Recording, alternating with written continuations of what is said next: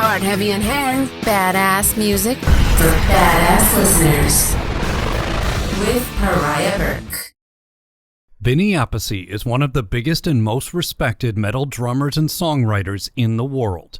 In fact, he's in the Hall of Heavy Metal History for his contributions to heavy metal drumming. As a teenager, he played on a John Lennon album and drummed for Lennon during the former Beatles' final live performance. Vinny replaced Bill Ward as Black Sabbath's drummer during the Dio years, and then joined Ronnie James Dio in founding and defining the sound of the band Dio. Vinny co-wrote all of your favorite Dio songs, which he still performs along with new songs, with a mostly reunited Dio under the name Last in Line. Vinny is part of Joel Hoekstra's 13 and the supergroup Resurrection Kings, whose latest album I was ready to ask him all about. But Vinny's surprising response to my first question about the record made me change tact. Listen for yourself in the Hard, Heavy, and Hair interview with Vinny Appice. Vinny Appice, welcome to the Hard, Heavy, and Hair show. Thank you for joining me. Hey, good to be here.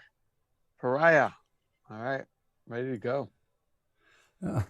So the reason I asked you here is I wanted to talk about your newest project. It's the second Resurrection Kings album, Skygazer. Right. Can you tell us about it? Well, it's a new album. I think it's coming out this week or next week, and it's more of a project. And I played on the first Resurrection King album, and this one I really didn't have a lot to do with it except playing on the songs. And it's more of a project for Frontiers Records.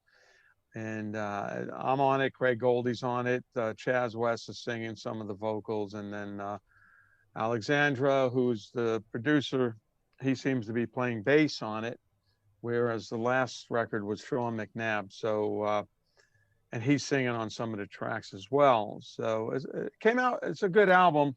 I haven't really heard the whole thing in its entirety, so I just got some copies of it. I have to check it out. But it's a nice cover and everything. They did a great job, and it should be a good record, Okay, well, I've heard it and I like it.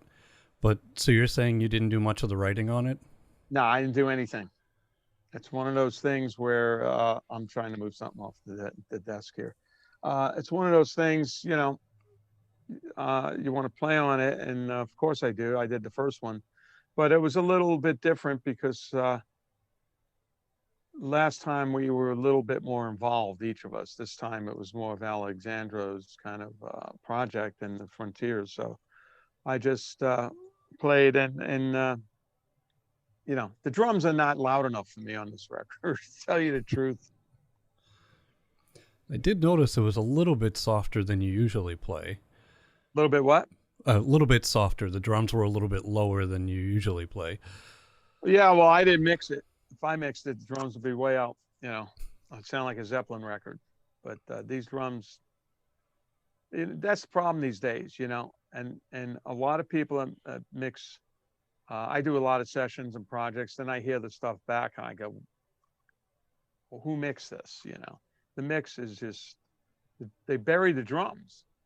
It's always like that. And that's probably the reason, because the drums are first when you mix something. You go, hey, let's get the drums up, and then you work on the drum sound. Okay, then let's bring the guitars in, the bass, the overdubs, that. By the time everything's in, the drums are forgotten. I mean, that's the only theory I can come up with, because I hear this all the time. And especially the bass drum. People do not know how to mix bass drums in the music business. If you listen to a Zeppelin record, you could hear what Bonham plays. You could hear the rhythm that comes out of the snare drum and the bass drum.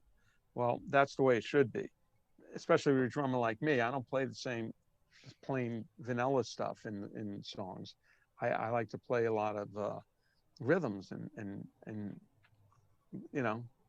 different way of playing. But seem to think everybody mixes the same way. They think the snare drum should be heard and the bass drum's just in there to hold up the tom-toms or something, physically.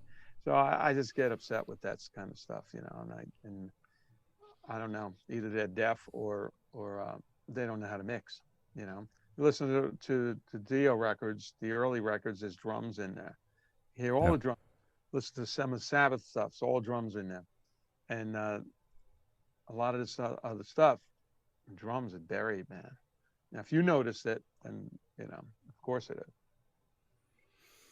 So I'm not crazy about the mix, but the album, the songs are good and the stuff is good, but it's just one of those things. Are there any songs that really stuck out to you that you liked working on? I liked working on a few of them. It's been a while, I recorded this probably last year, so I don't remember some of the songs, and I haven't really listened to the whole album. I listened to a few songs that they sent me, and my comment was the drums were a bit low. So, there's good stuff on there. It's got a kind of a style of its own, which is good. But I think, mixing wise, it could have been a little bit more punch to it, So that's what happens, not every album comes out great like you want it to be, or you envision it, so. Yeah. Well, how do you feel about the Joel Hoekstra's 13 album that you put out? Was it February? Running Games? Yeah, that sounds great. That sounds good. There was a good mix on it.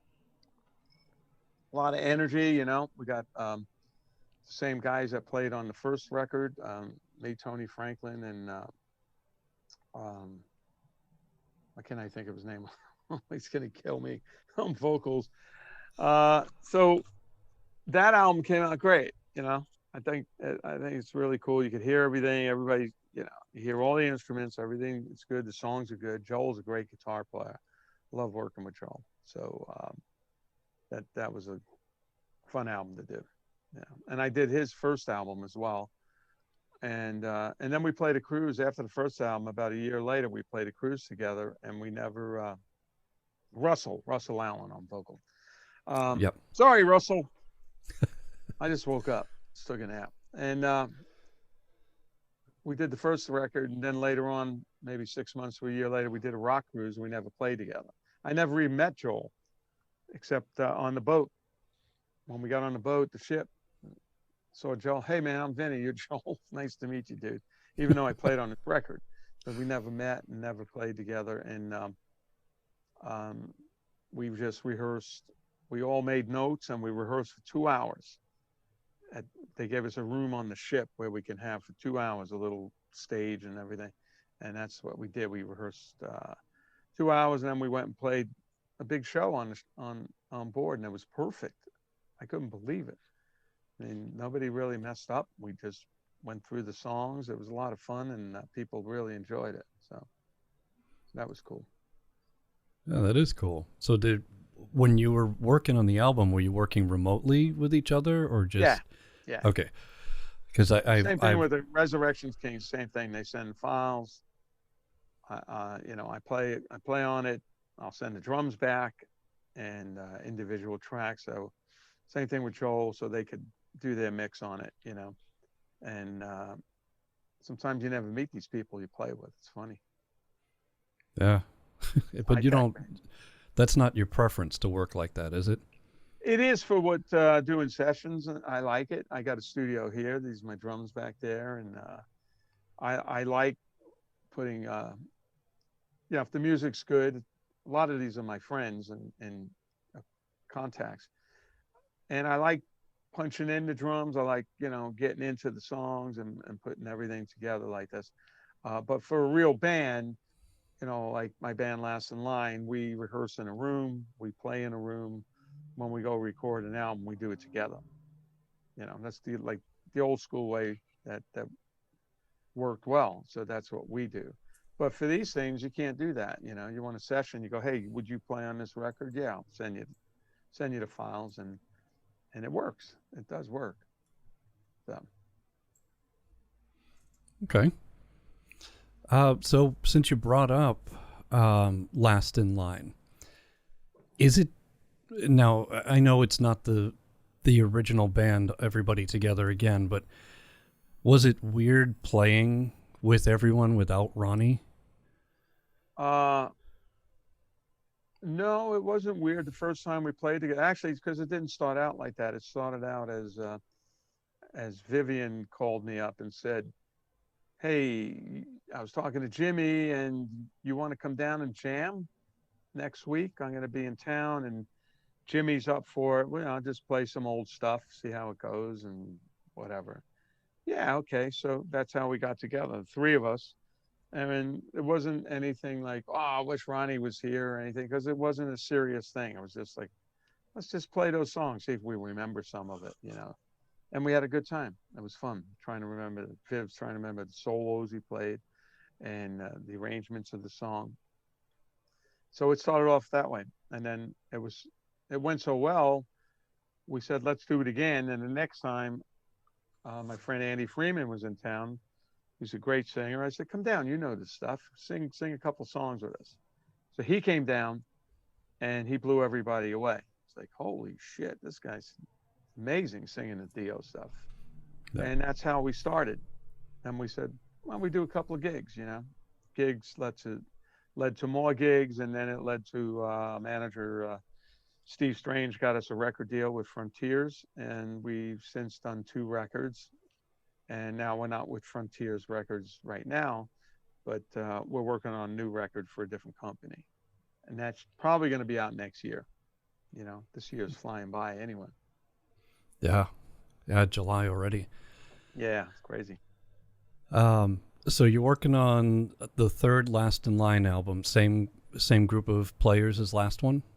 Yeah, well, Jimmy Bain passed away in 2016, unfortunately. So we were the original band. We were the band, and we wrote that stuff with Ronnie, the first couple of albums.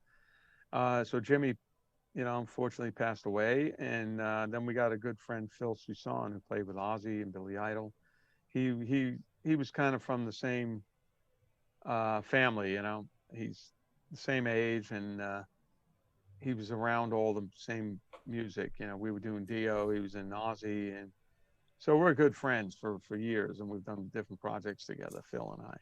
So he was a natural. We brought Phil in, and he fit like a glove, and now we've been working with Phil. We did one album with Phil, and Phil's very musical, very great, great bass player, great musician, and so it's going well. So third album's coming out really, really good. So we're gonna get together next month and finish up the writing and the recording and stuff. Get that sucker ready. Okay, what's your writing process on that? Writing process is the same as it was on the Dio records, the first records, and the Sabbath records, Mob Rules and Dehumanizer, all those records. We get in a room, we jam some riffs, or whatever happens. Viv might walk in the room, Viv's playing something. It's happened a number of times. I go, what's that? He goes, I don't know, I'm just playing. We record it, or maybe start working on something like that. Let's jam on that, So we put it together by jamming, playing together, and throwing the ideas in the pot.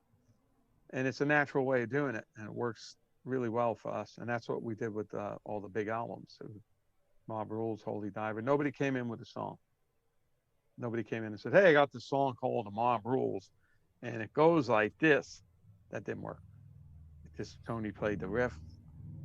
I jam in there, and then where can we go for a verse? How about we do this? We build it together. So. And that process produces some really amazing music. Yeah, it does, because everybody's involved in it, and it could change on the spur of the moment. By that, I mean, if you do it with the drum machine, you come in with, here's a song with the drum machine. Well, and you try to, The Devil Sabbath album was done with a drum machine. Songs are already written. Okay. You can't really change it on the fly that quick, because we sat around listening to it and said, what if we do a hang in that part? Well, okay. And the engineer had to program a hang into the drum machine. Whereas normally you'd go, let's do it again. We'll do a hang on 3 and come back in on the end of 4 or whatever. So we do stuff like that. You could do it real quick. So 2 different things. So it seems like every time someone interviews you, they ask you to go back through the timeline of your entire career, which I'm not going to ask you to do. Yeah, But it's I too did. long. You have said in the past, after Black Sabbath, Black Sabbath had a legacy, had a sound that you had to maintain when you were writing. But when you and Ronnie went off and founded Dio, it was wide open for you. You had this total freedom, you said, to define your own sound. Right. Have you felt like that with any other project since? Yeah, with Last in Line, because nobody said we had to sound like Dio so much. Nobody said anything. We were just, okay, we got a record deal. Let's jam it out, you know. But what happens is certain musicians that play together have a sound. Yep. So Vivian has a sound, certain chords he might choose, certain way he plays a riff. And Jimmy, when Jimmy was doing the first album, it just develops its own sound, the three of us, because we were a band before.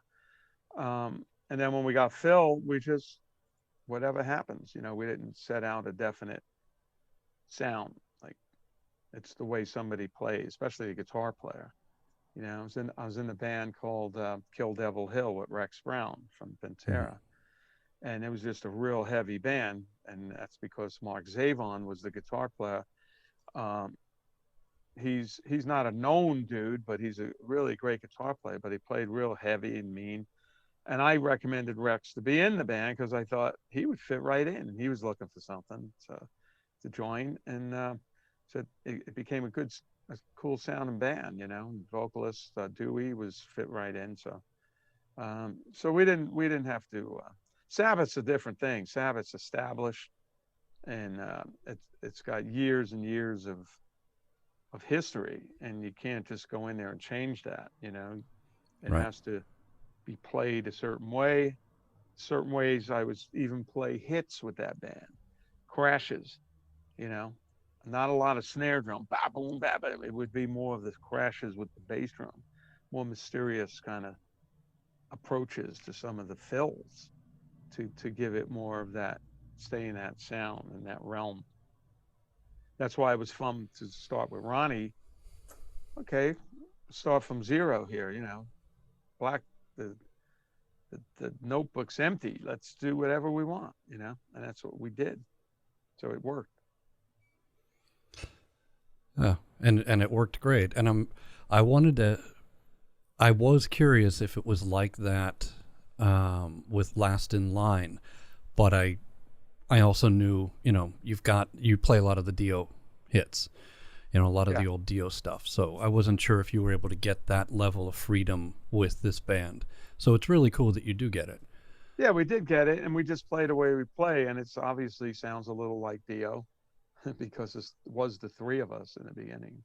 Yeah. You know, like I said, this only started out, Last in Line started out as a fun jam. Like, hey, let's play the old songs, and then we had so much fun doing it. We did it again.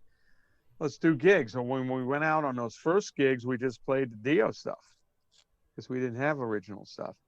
And then when we started doing a record, and then the record came out, well, now we have a couple of our own songs.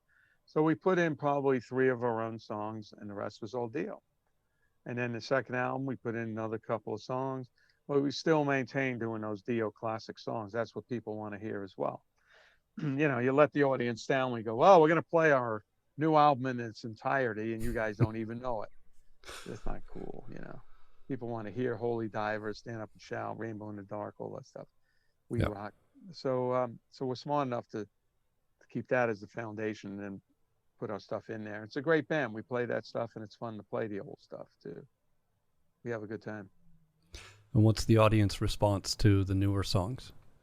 Oh, they know it. They know it. We go out and play, and it's cool to see after the album's been out a little bit that people singing the words and they've heard the song, and that's really fulfilling to see that, and so they get the new songs get great reaction. There's a couple of songs that are like the popular ones, and then the reaction, you go, okay, everybody's been listening, so it's good. It just takes a time to build it, these days.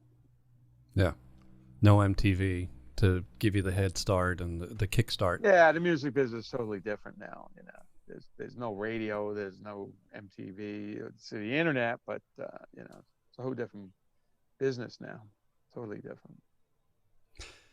So if you were, well, actually, I know you do a lot of teaching, and you have the Behind the Kit Facebook broadcast that you're doing. So I'm on the subject of it being a different business now. What advice would you give to the younger generation, the up and coming musicians these days? Well, first of all, if for a musician, you got to practice. Become good at what you do, whether you play drums or guitar or bass, sing, and you got to have songs that people want to hear, that maybe stand out, or a sound that stands out. So songs are important. You could have a great band that doesn't have good songs, and they'll do okay. But if you have a shitty band that has great songs, they'll probably be really big. People love songs. The power is in songs. So songwriting is important. So you got to get into that pretty heavy and try to work together and come up with some great songs, And then as far as individual musicians, don't be an asshole in the band, be on time,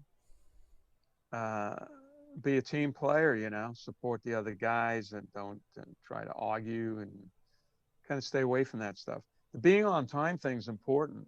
I played in the band like not World War III, Kill Devil Hill was notorious for time. We'd say, let's rehearse at 2:00. 3:30, people are getting there. We're rehearsing. Oh, wow. I can't stand that shit. That's actually what broke the band. Well, on me leaving the band was I couldn't deal with that stuff anymore. You call rehearsal at 2. I got things to do. I'm there at 2. And we rehearse and then go home. But this was just a waste of time. And then it became that at the gigs. We're supposed to go on at 9:30. Oh, okay. By the time everybody got their shit together, it was 11:00. We go on. And on Monday night, so people there see the band, they stay for one song. They got to go to work the next day. It's like, why you self-mutilating this band, So when I played with Tony, Geezer, and Ronnie, we rehearsed at 2:00, and I'd get there at 1:30. I see Ronnie pull up. I see Tony's in the room already playing the guitar, getting the sound out of his rig, or checking out his effects, or doing whatever. It's 1:30. We're not even starting yet. And that's the way it's always been. No one's ever been late playing with those guys. And Dio, the same thing. Vivian, it's always on time. Jimmy, not so much. Jimmy stumbles in a little late. We could deal with it. So that's what I mean by being on time, because it's ridiculous, a waste of time. And then everybody gets burned out if you're getting together at 2 and nobody's get there till 3, 4 o'clock. You're sitting around for an hour and a half. You kind of get a little more burned out.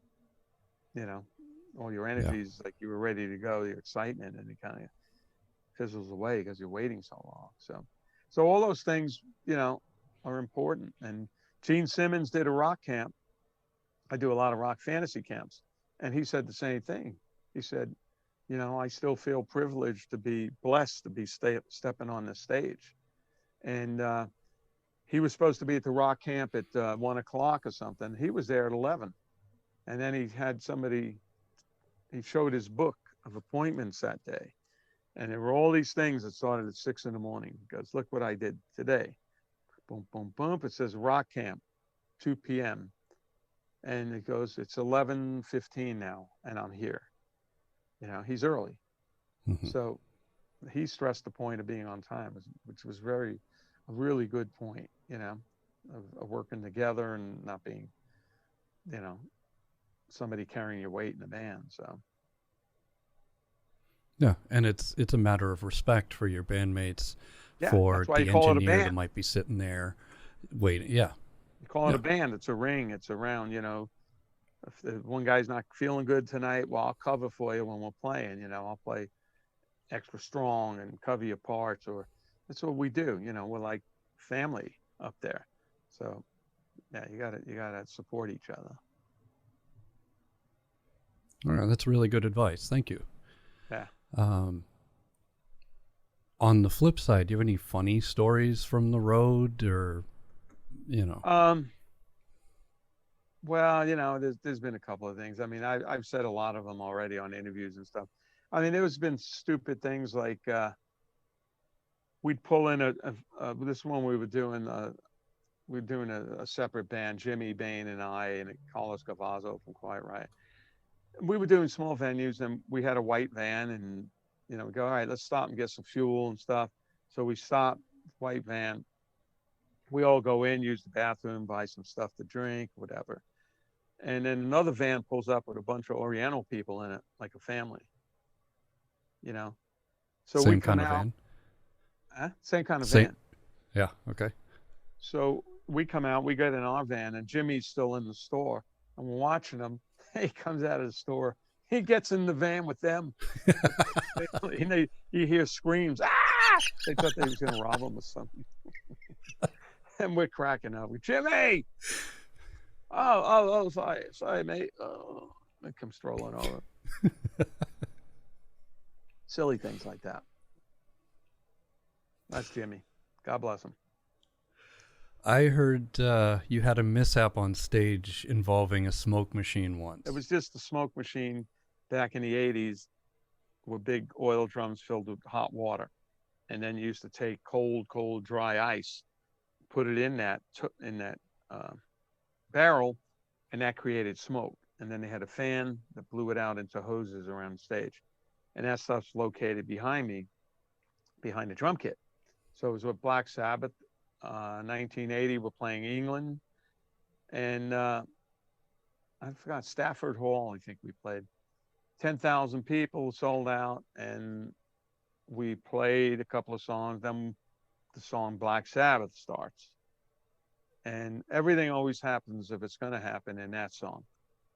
And when we went to the loud part, the smoke comes on, except the machine blew up. They threw the ice in, and it blew up, and the water went 20 feet in the air. Oh, wow. And everybody thinks that's part of the show. They're going, yeah, right? I'm like, holy shit. And then it all falls down on me. So the drums are useless. They're all wet. Sound like a bunch of squeaks, you know, farts. And Tony and Geezer and Ronnie turn around, and they're laughing. Oh, my God. They're just looking, and then all of a sudden I feel my back of my pants, some of the ice went down in the crack of my pants and on my ass, and it burns. It sticks to your skin and it burns. Oh yeah, dry ice will do that. Going, yeah. Oh shit. So I tell them, I gotta go. I run off the stage. Then they had to come off the stage too, because it was wet all over the place. And I had to go to the medics and had to pull my pants down, and I had these two female nurses picking this stuff off my ass, little pieces, big pieces, and it burned. It made like blisters and stuff. I had to put this cream on, disinfect it, and all this stuff. But finally, they got the stage dried off, and they said, "Are you able to go back on?" I said, "Yeah." What are we gonna do? Not go back on? It's sold out. This place is sold out. We got to go on. So I came up on stage with a pillow. They gave me a pillow. I held it up, and everybody screamed and yelled. And then we finished the show. But that was the weirdest thing ever that's ever happened. Wow, that's something. Given the circumstances, I doubt you got a date with those nurses, did you? Nah, they're kind of older. Oh, I was young. Yeah. All right, I've got just one more question for you. Mm-hmm. You have played with some of the biggest rock bands in history. You've played with so many different people. Is there anyone left that you really want to play with or work with that you haven't had the chance to yet? It would have been fun to play. I know Eddie Van Halen, but that would have been one cool thing. You know, I always thought, wow, it'd be great to play with Eddie. And actually, we almost did, because at one point, Jimmy Bain and I were going to put a band together, a new band. And we said, we need a guitar player, you know. And we said, let's call some people we know and see how that pans out. I said, let's start at the top. Let's call Eddie. So I called Eddie and I left a message, and then he called me back like a day later. I didn't even know it was him, because that time didn't know too many people named Eddie. And it was a day later, and I don't know, I blanked my mind. He goes, hey, Vinny, it's Eddie. I go, Eddie? It's me. It's Eddie. Then I hit, oh, it's Eddie. Oh, shit, man. I'm sorry. So I told Eddie what we had in mind. But at that time, he said, well, you know, me and my brother Alex were joined at the hip, meaning he doesn't really stray from the band and you know, do many outside projects. I said, oh, cool, man. But thanks for calling me. He goes, yeah. Let me know if you need anything and all that, you know. So that was something that might have happened, which might have been cool. Because he's such a great player. I love the riffs and the way he plays, you know. So that would have been fun. Yeah, that would have been amazing. For a fan, from the perspective of a fan, that would have been amazing to hear and see. To hear Eddie in a different environment, you know. Yeah. It would have been interesting to see how he played, you know, with that. I did like some of the experiments that he did. He did some Spanish guitar influence, some slowed down, more classical sounding pieces as a side project just a couple of years ago, I think. Some soundtrack that I stumbled across, and it was really interesting. I mean, you can really hear, you can hear how well he plays in everything, but yeah, you know, it was a different way to hear Eddie Van Halen. Yeah. So. Yeah, it was cool because we played some dates together, you know. I saw them at the Whiskey when out here in LA when the first album wasn't even out, you know, and went to see them. They said, you should go see this band, Van Halen, man. It's amazing. And I sat there and watched Eddie and went, holy shit, man. What a guitar player. What a great band, you know, the whole thing. Yeah. And that's before they hit it big, real big. So. Okay, so I mentioned you were doing Behind the Kit. For people who haven't heard of it, what is Behind the Kit? That's what they named it, Behind the Kit. And it started off as my drum company, which is Sawtooth Drums. It's a new company, and the sister companies like ChromaCast. And they make all sorts of instruments, a big online business.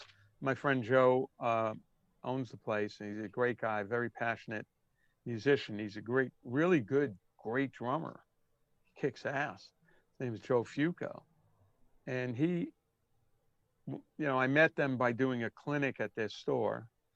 And then they went from the store, we hooked up, and eventually I started using, he said, I'm going to do drums, man. I'd love you to come over. So I started using their drums. And then he went big online. He's got a big stores online that they do really well. And now the original store is just like a studio and offices and storage. But they're pretty big. And then they said, you know, when the pandemic hit, everybody was home. Do you want to do a drum stream? I said, okay, maybe, you know, what day should we do it? Tuesdays are good. So we did it every Tuesday at 4 p.m. Pacific time, LA time. And at first it was like anything. Oh, what am I going to do? What am I going to show? You know, I could start with beats and then go into how to put the fills in, do this and do that. You know, you get worried about filling the time up. But I did this now. I'm over a year of these already, and I'm still doing them. Next week I'm gone, but the following week, Tuesday, 4 p.m. on my Facebook, I'll be there. And now it developed basically into Vinny hanging out with me. I don't think of what am I going to show. I have a real 3-4 minute intro of all history of the music I played, and I change it up each week. And then I play to a song, you know, there's whatever the song could be. I can't really play Dio and Sabbath because they flag me, Facebook flags me for copyright infringement. even though some of those songs I'm writer and I'm playing on all those songs. And it's bullshit, it's bullshit. We're Yeah. not selling stuff online. So they flagged me. So I got away with playing some of the songs, people loved it. And then I just get obscure stuff that you haven't really heard too much of. I played some Last in Line stuff yesterday. One song from Last in Line, stuff that's not really copywritten. My brother and I had an album that we put out in 2016. So I play all different stuff, and then I'll demonstrate a little bit of stuff. I'm talking, I come up with something. Whatever comes up, whatever happens, I'll go with it. And if I come up with something, I go, hey, man, I like that. That's what I'm doing here, and I'll explain it. And then we take questions.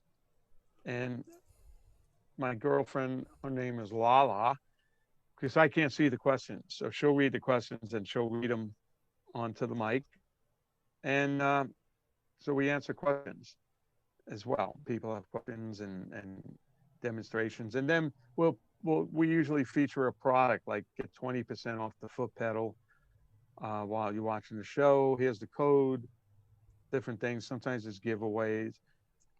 The stream I do has become like a real cool hang. There's about 100 to 200 people watching live, and then it stays up there, and it winds up getting thousands of views, and it's really a fun thing. And actually, it kept me playing throughout the whole pandemic, where every Tuesday I had to play. I did drum solos, so it kept me in shape. That and the sessions I've been doing here. So I'm thankful for having that. Rather than just sitting around over a year, and like you're not playing that much, you get a bit rusty. And stuff. So, Well, but I'm that's still great. doing them every Tuesday, 4 p.m. Facebook. And that's from your official Facebook page, so people can just search for Vinny Appice and on Facebook, and they'll find it. Yeah. Very cool. Yeah. So that's all good. And next week I won't be there because I'm traveling. So. The following weekend was good. One show I did, my brother came down. He lives in Florida. I'm in LA. Well, I'm in California. I'm not in LA. And we set up another set of drums over here, and we did a double, and I got a good drum sound on this too. You listen to the drums. It took me a long time, like a month, to figure out how to stream a drum sound. I did it all different ways, and it wasn't that shitty little crackly sound. I got it by messing around with this it took like a month. And then I got really good drum sound. The bass drum's kicking ass, and these drums sound good to begin with. So very interesting. Oh, right on. Resurrection King's album's coming out next week. You're working on a third Last in Line. And we got some gigs coming up. Hey, let me go to my page and see. And what page would that be? Go ahead and plug it. VinnyAppice.com. Okay, Rock and Power, we got that. How come it's not on here? Oh, there it is. Crypticon. And it's the 16th through the 18th. And there's all horror things. There's actors, and there's people from all these movies. I'm one of the musicians. I don't know who else is in this with the musician-wise, but it's at the Expo Center, KCI Expo Center, on July 16th to the 18th. And there's my name. I'm right up there. Yeah, they have like Dee Wallace. She was in Close Encounters, Oh yeah, she was the blonde mother. Billy Zane, Michael Bihan, or whatever his name is. Michael Biehn was in the first Terminator movie. He was the guy they sent back in time, I think. So it's a real cool thing. Come down, and you get to meet all these people, take pictures. It's a way to get close to everybody that's there, appearing there. You got to pay, of course. There's different things, but everybody goes there, and they know that. It's an event. It's I've done a couple of these. I love doing them. They're fantastic. Plus, I love meeting all these people. Last couple of ones I met Eddie Monster from the Monsters. Yeah, that was cool. Leave It to Beaver, Jerry Mathers. But this is cool. And then I do a thing next month with my brother Carmine. It's called Rockin' Pod, and it's in Nashville, Tennessee, and that's August 6th to the 8th. and that's a drum event where we're doing master classes, private lessons, performances, bands are going to be there, jams, all this stuff. It's like a camp for 3 days. It's called Rockin' Pod. So Carmine and I will be doing that, and then I do my fantasy camps that are the normal thing, and that's coming up toward the end of the year. Go to my site; it's all up there. You can see it. Okay, I'll make sure I put a link to that and to your Facebook page in the show notes for this. Great. Yeah. And if you're a drummer out there, you could do a lot worse than learning from Vinny and Carmine. So Yeah. Consider going to that Rockin' Pod in August. It's a noisy family. All right. Well, Vinny, thank you very much for being on the show and giving me your time. Thank you. Yeah, and good luck with the show. And thanks for having me. And everybody, thanks for listening all these years. I really appreciate it. So, and I'm not done yet. No, you got a lot going on. Yeah. All right, you guys take care, all right? Thank you. You too. Bye-bye. Remember, to hear the music discussed in this interview, stream the on-demand Hard, Heavy, and Hair show at pariahrocks.com. That's PARIAHROCKS.com. Also hit pariahrocks.com to stream or listen on a radio station near you. The regular 2-hour Hard, Heavy, and Hair show with me, Pariah Burke. Hard, Heavy, and Hair is your weekly dose of hard rock, heavy metal, and hair bands from the 70s, 80s, 90s, 2000s, 20-teens, and today, including the latest new releases, your old favorites, and deep cuts and rare hair, along with rock news and trivia.